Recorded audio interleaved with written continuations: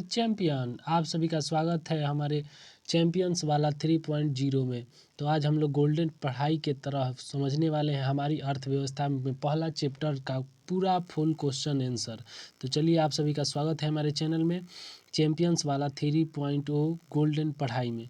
पहला पार्ट को हम लोग देखेंगे। पहला पार्ट है अर्थव्यवस्था एवं उसके विकास का इतिहास, जिसमें पहला चीज़ दिया है ऑब्जेक्टिव। में पहला प्रश्नावली है ऑब्जेक्टिव का, इसको हम समझते हैं और जानते हैं। चलिए, इसमें पहला क्वेश्चन है हमारा, निम्न को प्राथमिक क्षेत्र कहा जाता है। तो कह रहा है इनमें से किसे प्राथमिक क्षेत्र कहा जाता है। तो यहाँ हम लोग जानते हैं कि प्राथमिक क्षेत्र कहा जाता है कृषि क्षेत्र को, और सेवा क्षेत्र को तृतीय क्षेत्र कहा जाता है, औद्योगिक क्षेत्र द्वितीय क्षेत्र को कहा जाता है। तो यहाँ हमारा सही आंसर हो जाएगा कृषि क्षेत्र। कृषि क्षेत्र को क्या कहा जाता है? प्राथमिक क्षेत्र कहा जाता है। चलिए, हम अपने अगले क्वेश्चन पे चलते हैं। अगला क्वेश्चन हमारा दिया है, इनमें कौन से देश में मिश्रित अर्थव्यवस्था है। मिश्रित अर्थव्यवस्था वाला देश कौन सा है? तो मिश्रित अर्थव्यवस्था वाला देश हो जाएगा हमारा कौन सा जी? भारत। भारत में मिश्रित अर्थव्यवस्था होती है। तो मिश्रित अर्थव्यवस्था का मतलब होता है जिसमें सरकारी तथा निजी दोनों का स्वामित्व होता है, उसे मिश्रित अर्थव्यवस्था कहते हैं। मिश्रित अर्थव्यवस्था वाला देश कौन सा है? भारत है। अगला हमारा यहाँ पे क्वेश्चन है, कह रहा है कि भारत में योजना आयोग का गठन कब किया गया है। तो भारत में योजना आयोग का गठन होता है 15 मार्च 1950 को। 15 मार्च 1950 को भारत में योजना आयोग का गठन हुआ है। अगला हमारा क्वेश्चन है, कह रहा है कि जिस देश का राष्ट्रीय आय अधिक होता है वह देश कहलाता है। तो जिस देश का राष्ट्रीय आय अधिक होगा वह देश विकसित देश कहलाएगा, और जिस देश का राष्ट्रीय आय कम होगा वह देश अविकसित देश कहलाएगा। तो यहाँ हमारा आंसर नंबर हो जाएगा बी नंबर आंसर हो जाएगा विकसित देश। जिस देश का राष्ट्रीय आय अधिक होगा वह देश कहलाएगा विकसित देश कहलाएगा। अगला क्वेश्चन है, मोस्ट वीवीआई क्वेश्चन है, बहुत बार पूछा जाने वाला ये बोर्ड एग्जाम में क्वेश्चन है। कह रहा है इनमें से किसे पिछड़ा राज्य कहा जाता है। तो पिछड़ा राज्य किसे कहा जाता है जी? बिहार को। बिहार जो है पिछड़ा राज्य है। चलिए आगे बढ़ते हैं। आगे हमारा दिया हुआ है रिक्त स्थानों की पूर्ति करें, फिलिंग द ब्लैंक्स दिया हुआ है, जिसमें पहला हमारा क्वेश्चन है कि भारत अंग्रेजी शासन का एक क्या था जी? भारत अंग्रेजी शासन का एक क्या था? उपनिवेश था। अंग्रेजों ने भारत को लगभग 200 वर्षों तक उपनिवेश बना के रखा था, इसीलिए क्या था? भारत अंग्रेजी शासन का एक उपनिवेश था। अगला है, अंग्रेजों ने भारतीय अर्थव्यवस्था का किया। अंग्रेजों ने भारतीय अर्थव्यवस्था का क्या किया जी? शोषण किया। यहाँ गुलाम बना के रखे थे 200 वर्षों तक, और क्या कर रहे थे जी? शोषण कर रहे थे। अगला क्वेश्चन है, अर्थव्यवस्था आजीविका अर्जन की है। तो आजीविका अर्जन की क्या है? प्रणाली है। यहाँ ऑब्जेक्टिव थ्रू में क्वेश्चन पूछता है कि अर्थव्यवस्था आजीविका अर्जन की प्रणाली है, किसने कहा था? तो ये कहा था ब्राउन ने। ब्राउन ने कहा था कि अर्थव्यवस्था आजीविका अर्जन की एक प्रणाली है। चलिए, अगला क्वेश्चन है हमारा, द्वितीय क्षेत्र को कहा जाता है। तो अभी अभी हम लोगों ने जाना कि प्राथमिक क्षेत्र को कृषि क्षेत्र कहा जाता है, औद्योगिक क्षेत्र को द्वितीय क्षेत्र कहा जाता है, और सेवा क्षेत्र किसे कहा जाता है? तृतीय क्षेत्र को कहा जाता है। तो यहाँ दिया है द्वितीय क्षेत्र कहा जाता है, तो किसे कहा जाएगा? औद्योगिक क्षेत्र को द्वितीय क्षेत्र कहा जाता है। यहाँ हमारा भार आएगा औद्योगिक। अगला क्वेश्चन है 5 नंबर, कह रहा है आर्थिक विकास आवश्यक रूप से प्रक्रिया है। तो आर्थिक विकास आवश्यक रूप से कैसी प्रक्रिया है? परिवर्तन की प्रक्रिया है। जब विकास होगा तो परिवर्तन होगा, तो परिवर्तन की क्या है? प्रक्रिया है। आगे हमारा क्वेश्चन दिया है, भारत में आर्थिक विकास का श्रेय दिया जाता है। कह रहा है भारत में आर्थिक विकास का श्रेय को दिया जाता है, किसे दिया जाता है? तो नियोजन को। नियोजन को भारत में आर्थिक विकास का श्रेय दिया जाता है। चलिए, अगला क्वेश्चन दिया है हमारा, आर्थिक विकास की माप करने के लिए सबसे उचित सूचकांक माना जाता है। तो आर्थिक विकास की माप करने के लिए सबसे उचित सूचकांक माना जाता है प्रति व्यक्ति आय को। प्रति व्यक्ति आय को सबसे अच्छा सूचकांक माना जाता है। आगे हमारा क्वेश्चन है 8 नंबर क्वेश्चन है, साधनों के मामले में धनी होते हुए भी बिहार की स्थिति है। तो साधनों के मामले में धनी होते हुए भी बिहार की स्थिति कैसी है? दयनीय है। यहाँ साधन होते हुए भी बिहार की स्थिति क्या है जी? दयनीय है। अगला क्वेश्चन है, बिहार में ही जीवन का आधार है। तो बिहार एक कृषि प्रधान राज्य है, तो यहाँ कृषि ही क्या है? जीवन का आधार है। अगला क्वेश्चन है, कह रहा है कि बिहार के विकास में एक बहुत बड़ा बाधक है। बिहार के विकास में कौन सा चीज़ बहुत बड़ा बाधक है? तो बाढ़ जो है एक बहुत बड़ा बाधक है। बिहार में बहुत बार बाढ़ आता है, हर एक साल आ ही जाता है, तो इसीलिए बिहार के विकास में क्या है जी? बाढ़ एक बहुत बड़ा बाधक है। चलिए अगले क्वेश्चन पे चलते हैं। अगला हमारा क्वेश्चन है दिया है लघु उत्तरीय प्रश्न, शॉर्ट क्वेश्चन आंसर। तो यहाँ हम लोग देखते हैं कि पहला क्वेश्चन दिया है अर्थव्यवस्था किसे कहते हैं। तो अर्थव्यवस्था किसे कहते हैं? मोस्ट वीवीआई क्वेश्चन है, बहुत बार बोर्ड एग्जाम में आ चुका है कि अर्थव्यवस्था किसे कहते हैं, अर्थव्यवस्था से आप क्या समझते हैं। चलिए इसको जानते हैं। इसका आंसर हो जाएगा अर्थव्यवस्था आर्थिक क्रियाओं का एक ऐसा संगठन है जिसके अंतर्गत लोग कार्य करके अपनी आजीविका चलाते हैं। अर्थात कहने का मतलब है कि कोई मनुष्य अपने कमाई के लिए जो व्यवस्था अपनाएगा उसे ही क्या कहेंगे, अर्थव्यवस्था कहेंगे। अर्थव्यवस्था आर्थिक क्रियाओं का एक ऐसा संगठन है जिसके अंतर्गत लोग कार्य करके अपनी आजीविका चलाते हैं, अपनी आजीविका चलाते हैं, इसे ही क्या कहते हैं, अर्थव्यवस्था कहते हैं। देखिए यहाँ आ गया ब्राउन के अनुसार अर्थव्यवस्था आजीविका अर्जन की क्या है, एक प्रणाली है। अर्थव्यवस्था कहते किसे, तो अर्थव्यवस्था आर्थिक क्रियाओं का एक ऐसा संगठन है जिसके अंतर्गत लोग कार्य करके अपनी आजीविका चलाते हैं, इसे ही अर्थव्यवस्था कहते हैं। ब्राउन के अनुसार अर्थव्यवस्था आजीविका अर्जन की एक प्रणाली है। चलिए अगला क्वेश्चन पे देखते हैं। कह रहा है कि मिश्रित अर्थव्यवस्था क्या है, मिश्रित अर्थव्यवस्था क्या है। क्वेश्चन दिया है मिश्रित अर्थव्यवस्था क्या है। देखिए कह रहा है इसका आंसर हो जाएगा वैसी अर्थव्यवस्था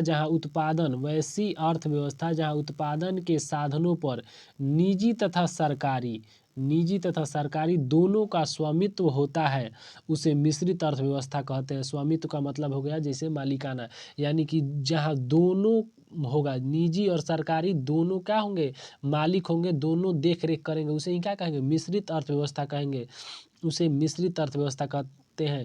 इसका उपयोग समाज कल्याण के लिए होता है। मिश्रित अर्थव्यवस्था का उपयोग किसके लिए होता है, समाज के कल्याण के लिए होता है। जैसे भारत, यानी भारत देश में कैसी अर्थव्यवस्था है, मिश्रित अर्थव्यवस्था है।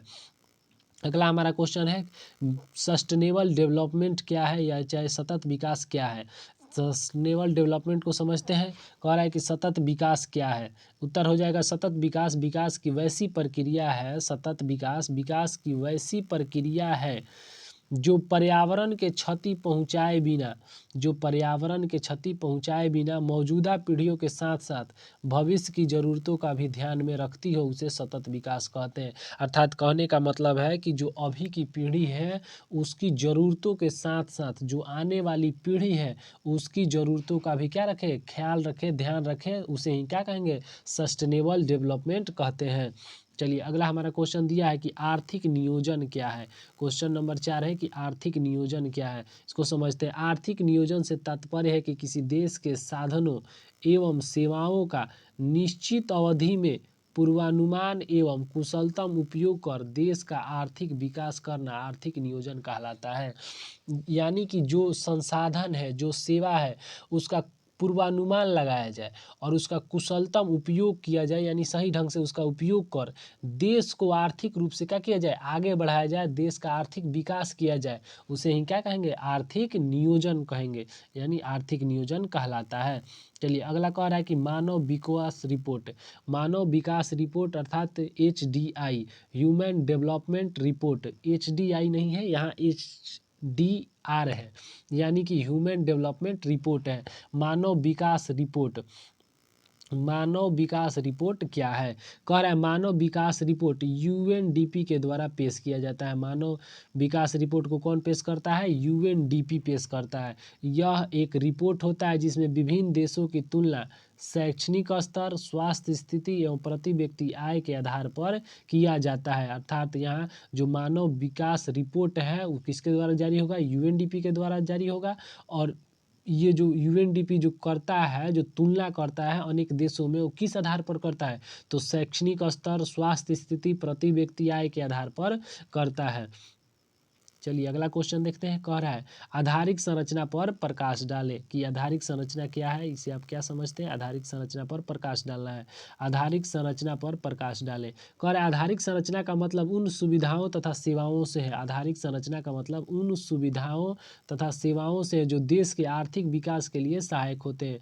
जो साधन और जो सेवा क्या करेगा, देश को आर्थिक रूप से आगे बढ़ाएगा, उसे ही क्या कहेंगे, आधारिक संरचना कहेंगे। वे सभी तत्व जैसे बिजली, परिवहन, संचार, बैंकिंग, स्कूल, कॉलेज, अस्पताल आदि देश के आर्थिक विकास के क्या हैं, आधार है। इन्हें देश का आधारिक संरचना या आधारभूत ढांचा कहा जाता है।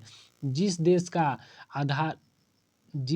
का आधारभूत ढांचा जितना अधिक विकसित होगा वह देश उतना ही अधिक विकसित होगा। आधारभूत ढांचा को हमने समझ लिया। अब कह रहा है कि जिस देश का आधारभूत ढांचा जितना अधिक विकसित होगा वह देश उतना ही अधिक क्या होगा, विकसित होगा। यानी कि जिस देश में शैक्षणिक स्तर, वहाँ का हॉस्पिटल, वहाँ की जो कॉलेज है ज़्यादा मात्रा में होगा, उसका आधारभूत ढांचा मजबूत होगा, वह देश विकसित देश कहलाएगा। चलिए अगला आ गया हमारा दीर्घ उत्तरीय प्रश्न, लॉन्ग क्वेश्चन आंसर। इसको देखते हैं। पहला क्वेश्चन है कि अर्थव्यवस्था की संरचना से आप क्या समझते हैं, इन्हें कितने भागों में बांटा गया है। अर्थव्यवस्था की संरचना से आप क्या समझते हैं और इन्हें कितने भागों में बांटा गया है। तो चलिए इसका आंसर समझते हैं।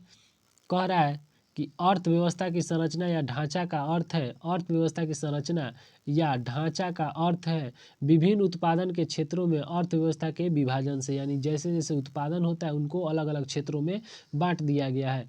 किसी भी अर्थव्यवस्था में विभिन्न प्रकार की आर्थिक क्रियाएं जैसे कृषि उद्योग, परिवहन, बैंकिंग आदि संपादित होती है। उन्हीं क्रियाओं के आधार पर भारतीय अर्थव्यवस्था को 3 भागों में विभाजित किया गया है। भारतीय अर्थव्यवस्था को कितने भागों में विभाजित किया गया है, 3 भागों में विभाजित किया गया है। पहला दिया है प्राथमिक क्षेत्र। आइए हम समझते हैं कि प्राथमिक क्षेत्र कहा किसे जाता है। प्राथमिक क्षेत्र को कृषि क्षेत्र कहा जाता है। प्राथमिक क्षेत्र को क्या कहा जाता है, देखिए यहाँ कृषि क्षेत्र कहा जाता है। प्राथमिक क्षेत्र को कहा जाता है, कौन सा क्षेत्र कहा जाएगा, प्राथमिक क्षेत्र को कृषि क्षेत्र कहा जाएगा। प्राथमिक क्षेत्र को कृषि क्षेत्र भी कहा जाता है। इसके अंतर्गत कृषि पशुपालन, मछली पालन आदि आर्थिक क्रियाएं आते हैं। अगला हमारा देखिए कौन सा है जी, द्वितीयक क्षेत्र। द्वितीयक क्षेत्र को औद्योगिक क्षेत्र भी कहा जाता है। द्वितीयक क्षेत्र को औद्योगिक क्षेत्र भी कहा जाता है। इसके अंतर्गत उद्योग, खनिज, व्यवसाय, निर्माण कार्य आदि आर्थिक क्रियाएं आती है। अगला है तृतीय क्षेत्र। तृतीय क्षेत्र किसे कहेंगे, तो तृतीय क्षेत्र को सेवा क्षेत्र भी कहा जाता है। तृतीय क्षेत्र को क्या कहा जाता है जी, सेवा क्षेत्र भी कहा जाता है। यहाँ देखिए तृतीय क्षेत्र को समझते हैं, तृतीय क्षेत्र को सेवा क्षेत्र भी कहा जाता है। इसके अंतर्गत बैंकिंग, बीमा, परिवहन, संचार, व्यापार आदि आर्थिक क्रियाएं आते हैं। चलिए अगला क्वेश्चन है। अगला क्वेश्चन दिया है, कह रहा है कि आर्थिक विकास क्या है। आर्थिक विकास क्या है, आर्थिक विकास तथा आर्थिक वृद्धि में अंतर बतावें। तो यहाँ समझते हैं आर्थिक विकास को। पहले आर्थिक विकास वह प्रक्रिया है जिसके अंतर्गत किसी भी देश या राज्य की प्रति व्यक्ति आय में लंबी अवधि तक वृद्धि होती है, उसे आर्थिक विकास कहते हैं। आर्थिक विकास कहने का मतलब हुआ कि जब विकास में प्रति व्यक्ति आय के दौरान जो विकास होगा उसमें लंबी अवधि तक वृद्धि होती है, यानी कि लंबे समय तक क्या होगा, वृद्धि होगा, तब उसे क्या कहेंगे, आर्थिक विकास कहेंगे। आइए आगे समझते हैं आर्थिक विकास एवं आर्थिक वृद्धि में अंतर। आर्थिक विकास एवं आर्थिक वृद्धि में अंतर को समझते हैं। तो यहाँ हमारा हो जाएगा एक तरफ आर्थिक विकास, दूसरी तरफ हो जाएगा आर्थिक वृद्धि। कह रहा है श्रीमती उर्सला हिक्स के अनुसार, यानी उर्सला हिक्स जो बोली है उनके अनुसार है कि आर्थिक विकास शब्द का प्रयोग विकासशील अर्थव्यवस्था के संदर्भ में किया जाता है। आर्थिक विकास शब्द जो होगा विकासशील अर्थव्यवस्था के संदर्भ में किया जाएगा, यानी कि जो अर्थव्यवस्था अभी क्या है, पथ पर है, जो आगे चल रहा है, विकास हो रहा है, उसे के लिए कौन सा शब्द प्रयोग होगा, आर्थिक विकास शब्द प्रयोग होगा। और वहीं देखिए कह रहा है कि आर्थिक वृद्धि शब्द का प्रयोग विकसित अर्थव्यवस्था के संदर्भ में किया जाता है, यानी कि जो देश आर्थिक रूप से मजबूत हो गया है, आगे बढ़ चुका है, उसमें वृद्धि हो गया है, तो उसके लिए क्या करेंगे, अर्थव्यवस्था उसका कैसा है, वृद्धि है, यानी कि आर्थिक वृद्धि शब्द का प्रयोग किसके लिए करेंगे, विकसित देशों के लिए करेंगे। अगला दिया है मेडिसन के अनुसार। मेडिसन क्या बोले हैं इसके बारे में, तो देखते हैं कि निर्धन देशों में आय का बढ़ता हुआ स्तर आर्थिक विकास का सूचक है। निर्धन जो गरीब देश है उसके आय में अगर बढ़ोतरी होगी तो उसके लिए क्या होगा, आर्थिक विकास होगा, आर्थिक विकास होगा।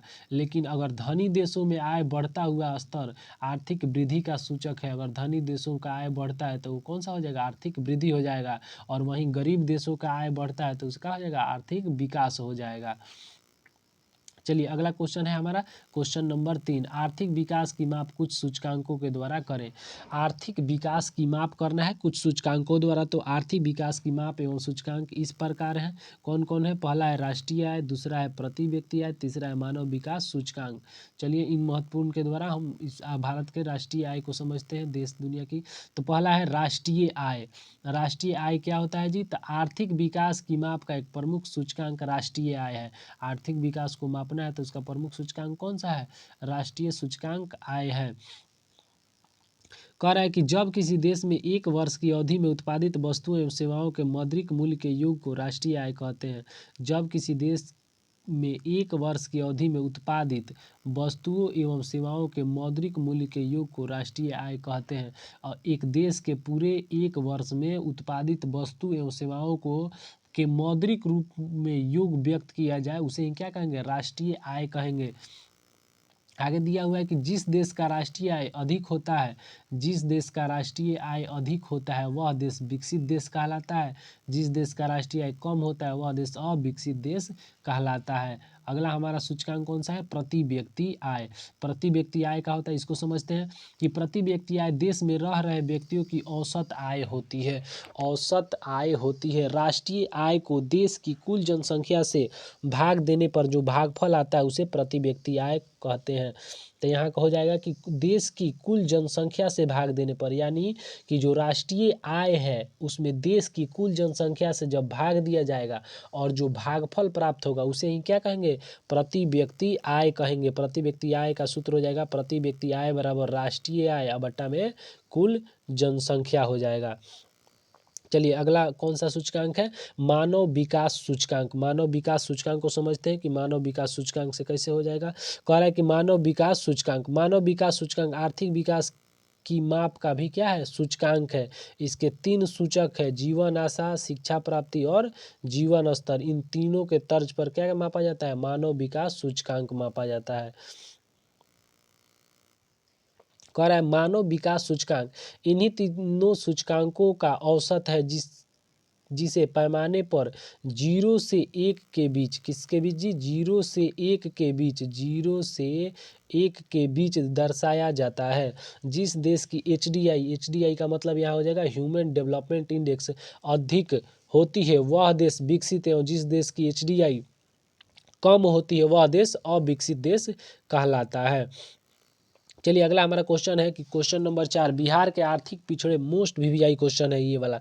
बिहार के आर्थिक पिछड़ेपन के क्या कारण है? बिहार के पिछड़ेपन दूर करने के लिए कुछ मुख्य उपाय बतावें।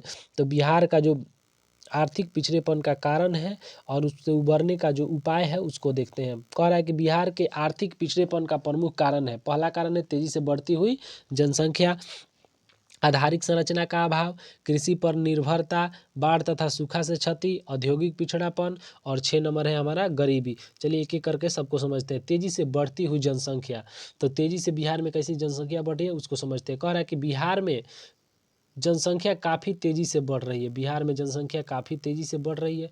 इसके चलते विकास के लिए साधन कम होते हैं, और विकास भी क्या होगा? विकास के लिए साधन ही कम हो जाते हैं। अधिकांश साधन जनसंख्या के भरण पोषण में चला जाता है। जनसंख्या ज़्यादा होगा तो उत्पादन से ज़्यादा लोग क्या करेंगे? उपभोग कर लेंगे ज़्यादा मात्रा में, क्या हो जाएगा? भरण पोषण में चला जाएगा। तो इसीलिए क्या होगा? तेज़ी से बढ़ती हुई जनसंख्या बिहार के विकास में क्या है? बाधा है। अगला है आधारिक संरचना का अभाव। बिहार पिछड़ा है, यानी कि यहाँ क्या है? आधारिक संरचना का अभाव है। बिहार का आधारिक संरचना काफ़ी पीछे है। राज्य में सड़क, बिजली एवं सिंचाई का अभाव है। साथ ही शिक्षा एवं स्वास्थ्य का भी अभाव है। इस वजह से बिहार पिछड़ेपन की स्थिति क्या है? कायम है। अगला है कृषि पर निर्भरता। बिहार में कृषि पर निर्भरता, बिहार की अर्थव्यवस्था पूरी तरह कृषि पर आधारित है। यहाँ की अधिकांश जनता कृषि पर ही क्या है? निर्भर है। लेकिन हमारे कृषि की हालत ठीक नहीं है, हमारी कृषि काफ़ी पिछड़ी हुई, इसके चलते उपज कम होती है। बिहार एक कृषि प्रधान राज्य है, जिसके चलते पूरा जो राज्य की जनसंख्या है वो कृषि पर निर्भर है, और बिहार की अर्थव्यवस्था पूरी तरह कृषि पर आधारित होने के कारण क्या है? यहाँ फसल अच्छे ढंग से नहीं होती है, इसलिए कृषि में क्या है? बिहार पिछड़ा राज्य हो गया है, उपज भी कम होता है। आगे है बाढ़ तथा सूखा से क्षति। बाढ़ तथा सूखा से क्षति बिहार के उत्तरी जो उत्तरी बिहार है, बिहार में उत्तरी बिहार में हर वर्ष क्या आ जाता है, नेपाल से आए जल के कारण बाढ़ से प्रभावित होते रहता है और दक्षिणी बिहार हमेशा सुखाड़ की स्थिति बनी रहती है। जो उत्तरी बिहार है यानी जो ऊपर का बिहार है वो हमेशा किससे ग्रस्त रहता है, बाढ़ से। और जो दक्षिणी बिहार है वो हमेशा किससे ग्रस्त रहता है, सुखाड़ से ग्रस्त रहता है। इसी कारण क्या है, बिहार में पिछड़ेपन की स्थिति अभी तक क्या है, कायम है। अगला है हमारा औद्योगिक पिछड़ापन। बिहार के उद्योग 9 के बराबर है, यानी बिहार में जो उद्योग है 9 के बराबर है। यहाँ के सभी खनिज क्षेत्र उद्योग झारखंड चले गए। जब बिहार और झारखंड का बंटवारा हुआ तो जो हिस्सा उद्योग वाला क्षेत्र था वो कहाँ चला गया, झारखंड चला गया। आगे देखिए कह रहा है गरीबी के बारे में दिया है 6 नंबर में। कह रहा है गरीबी, बिहार एक ऐसा राज्य है जहाँ गरीबी का भार काफ़ी अधिक है। राज्य में प्रति व्यक्ति आय राष्ट्रीय औसत के आधे से भी कम है। इसके चलते बिहार पिछड़ा एवं गरीब राज्य बना हुआ है। आगे देखते हैं बिहार के पिछड़ेपन को दूर करने के उपाय। बिहार के पिछड़ेपन को दूर करने के उपाय कौन कौन से हैं? पहला है जनसंख्या पर नियंत्रण, दूसरा है कृषि का तेजी से विकास, बाढ़ का नियंत्रण, आधारिक संरचना का विकास, उद्योग का विकास, गरीबी दूर करना। चलिए एक एक करके सबको समझते हैं। जनसंख्या पर नियंत्रण, राज्य में तेजी से बढ़ती हुई जनसंख्या पर रोक लगाया जाए। परिवार नियोजन कार्यक्रम को लागू किया जाए। परिवार नियोजन कार्यक्रम को लागू किया जाए। इसके लिए राज्य की जनता एवं खास करके महिलाओं को शिक्षा का प्रचार किया जाए। महिलाएं शिक्षित होगी तो क्या हो जाएगा जी, कि यहाँ जनसंख्या पर नियंत्रण पाया जा सकता है। कृषि का तेजी से विकास किया जाए। 2 नंबर है कृषि का तेजी से विकास। बिहार में कृषि ही जीवन का क्या है, आधार है। अतः नए यंत्रों का प्रयोग किया जाए ताकि उपज में वृद्धि लाई जा सके। उत्तम खाद उत्तम बीज का प्रयोग किया जाए। अच्छे से अच्छे खाद का अच्छे से अच्छे बीज का प्रयोग किया जाए जिससे कृषि तेजी से क्या हो, विकास हो। आगे हमारा बाढ़ पर नियंत्रण। उत्तरी बिहार का अधिकांश नदियां हिमालय से निकलती है। उत्तरी बिहार की जो अधिकांश नदियां हैं उत्तरी बिहार की, वो कहाँ से निकलती है, हिमालय से निकलती हैं। इसलिए नेपाल सरकार के सहयोग से बाढ़ नियंत्रण को सफल बनाया जा सकता है। और जो नेपाल सरकार है अगर उससे बातचीत करके क्या किया जाता है कि बाढ़ पर रोक लगाया जा सकता है, बाढ़ को नियंत्रित किया जा सकता है। वहीं बिहार का जो दूसरा भाग है जो किससे पीड़ित रहता है, सुखाड़ से, जो सूखे की चपेट में रहता है। अतः सिंचाई की सुविधा को वहाँ पे क्या किया जाए, उपलब्ध किया जाए। तो इस दुखद स्थिति से क्या पाया जा सकता है, छुटकारा पाया जा सकता है। अगला है आधारिक संरचना का विकास किया जाए। आधारिक संरचना का विकास कैसे होगा, बिहार में बिजली की काफ़ी कमी है अतः बिजली का उत्पादन बढ़ाया जाए। सड़क व्यवस्था में सुधार लाया जाए। शिक्षा एवं स्वास्थ्य में सुधार लाया जाए तो क्या हो जाएगा, आधारिक संरचना का विकास हो जाएगा। आगे है उद्योगों का विकास है। बिहार में उद्योग, बिहार से झारखंड के अलग होने से यह राज्य लगभग उद्योग विहीन हो गया था। मुख्यतः चीनी मिलें बिहार के हिस्से में रह गई थी। इन उद्योगों को क्या किया जाए, पुनर्विकास किया जाए। अब मान लीजिए जो झारखंड के क्षेत्र में चला गया है और बाकी जो बचे हैं कुछ चीनी मिलें, उसको ही क्या किया जाए, पुनर्विकास किया जाए, फिर से उसको चालू किया जाए तो क्या हो जाएगा, उद्योग का विकास होगा बिहार में। आगे है गरीबी दूर करना। गरीबी दूर कैसे होगा बिहार का, बिहार में गरीबी सबसे अधिक प्रभाव है। बिहार में गरीबी का सबसे अधिक क्या है जी, प्रभाव है। गरीबी रेखा के नीचे लगभग 42% से भी अधिक लोग यहाँ जीवन बसर करते हैं। इसलिए रोजगार की व्यवस्था की जाए, स्वरोजगार को बढ़ावा देने के इन्हें प्रशिक्षण दिया जाए और स्वरोजगार को क्या किया जाए, बढ़ावा देने के लिए इसे प्रशिक्षण दिया जाए।